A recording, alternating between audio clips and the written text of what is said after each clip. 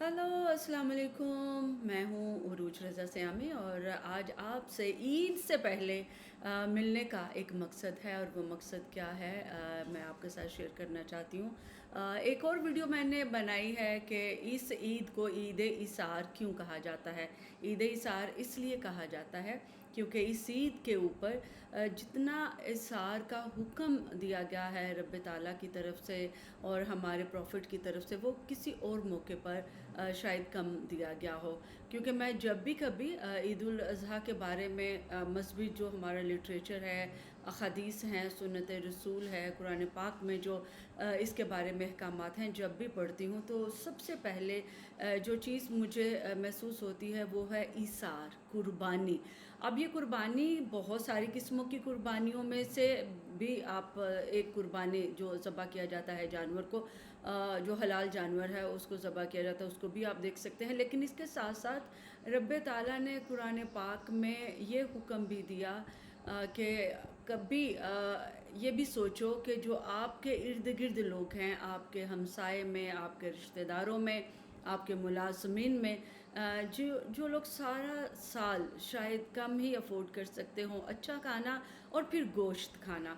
तो गोश्त खाना तो आपको पता है कि तमाम मुसलमान हलाल गोश्त जो है वो पका कर खाते हैं, शिकार करके खाते हैं, ज़िबा करके खाते हैं। लेकिन हमारा वो बहन भाई जो अफोर्ड नहीं कर सकते, उनके बारे में ख़ुसूसी तौर पर इस दिन को, इस तकरीब को मुख्तस किया गया है हमारे मज़हब में कि पूरा साल आप गोश्त खाते हैं तो साल में 3 दिन कुर्बानी करते रहो ताकि उन लोगों तक ये कुर्बानी का गोश्त पहुंच जाए जिन्होंने शायद पूरा साल उस तरह से गोश्त नहीं खाया।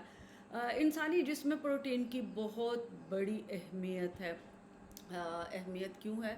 क्योंकि जिस तरह आपके लिए पानी बहुत ज़रूरी है, फ़ाइबर बहुत ज़रूरी है, आपके लिए जो वीट है, जो कार्बोहाइड्रेट्स हैं, जो सब्ज़ियां हैं, तो उसी तरह गोश्त जो है वो भी बहुत ज़रूरी है। तो इसके ऊपर मैं बातचीत करना चाह रही थी कि क्या आपने अभी से मनसूबाबंदी कर ली है, प्लानिंग कर ली है?